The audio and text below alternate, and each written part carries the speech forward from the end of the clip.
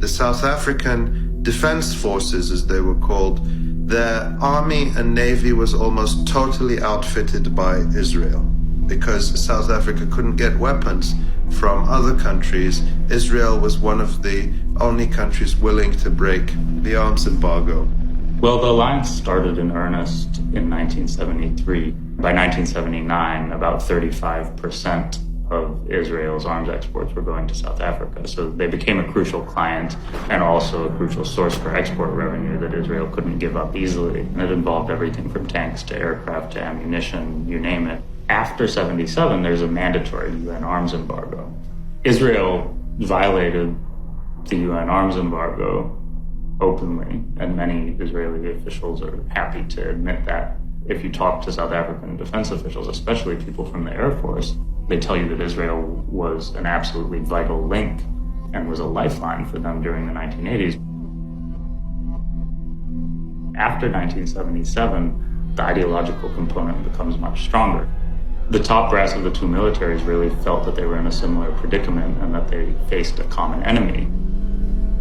They also had a very similar conception of minority survival. There was a sense that Afrikaner nationalists were similar to Israelis, a beleaguered minority surrounded by a hostile majority.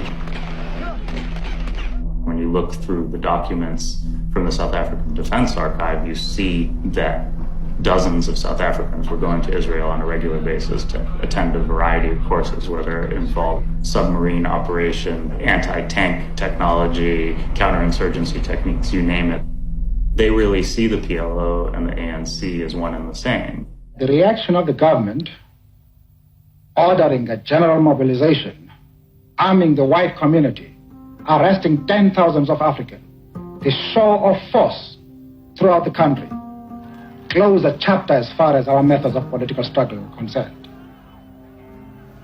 There are many people who feel that it is useless and futile for us to continue talking peace and non-violence against a government whose reply is only savage attacks on an unarmed and defenseless people.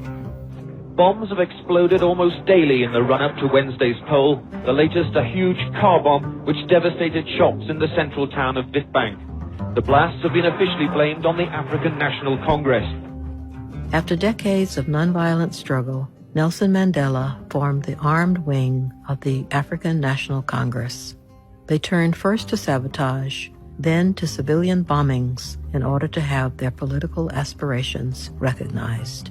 If this was the work of the ANC, it's their boldest attack to date and demonstrates the organization's determination to carry the guerrilla war to South Africa's major city centers.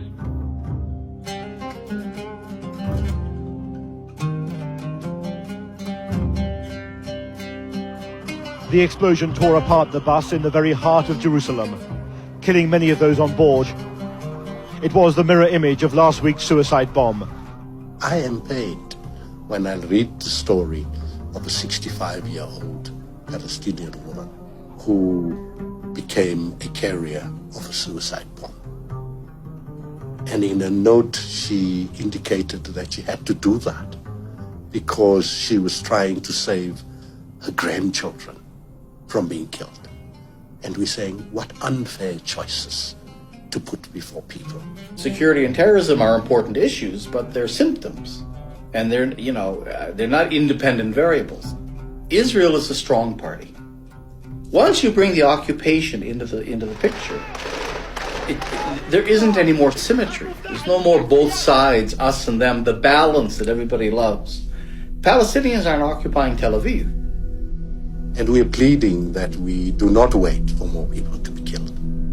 It is quite apparent that the political authorities will on their own not act. We need to pressurize them.